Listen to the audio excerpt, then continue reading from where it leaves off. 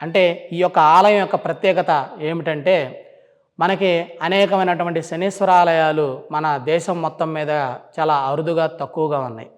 శనీశ్వరాలయాలు ఎన్ని ఉన్నాయి అని చెప్పేసి మనం లెక్క పెట్టుకుంటే వాటిని వేల మీదే మనం లెక్క పెట్టాలి. అయితే జ్యేష్ఠాదేవితో పాటు కొలువై ఉన్న శనీశ్వరాలయం ఎక్కడ ఉన్నాయంటే మాత్రం మన దగ్గర సమాధానం అనేటువంటిది ఉండదు. కానీ ఈరోజు ఆ సమాధానం అనేటువంటిది అందరికీ దొరికింది. ఎందుకనంటే శ్రీ జ్యేష్ఠలక్ష్మీ మాతతో కొలువై ఉన్న మహిమాన్విత శ్రీ శనైశ్వర స్వామివారు వినుకొండ పట్టణంలో కొలువై ఉన్నాడు. కాబట్టి ఈ విషయాన్ని అందరికి కూడా తెలియజేస్తూ ఉన్నాం.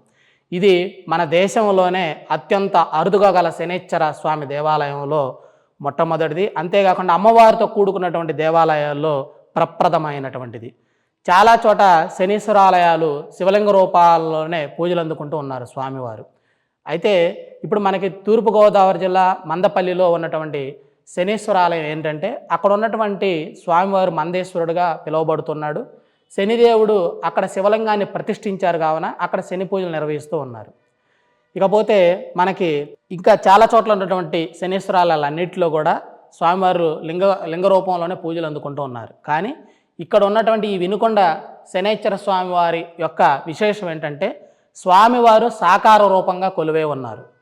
ఇక్కడ మనం బాగా తెలుసుకోవాల్సిన విషయం ఏంటంటే ఈశ్వరతత్వం అనేటువంటిది శనిదేవుడికి ఉపాదించారు. ఎందుకు ఉపాదించారంటే ఈ సకల చరాచర సృష్టిలో సాకార రూపం మరియు నిరాకార రూపంలో పూజలు అందుకున్నటువంటి దేవుడు ఎవరైనా ఉన్నారంటే వారికి ఈశ్వర శబ్దాన్ని ఆపాదించవచ్చు అన్నమాట.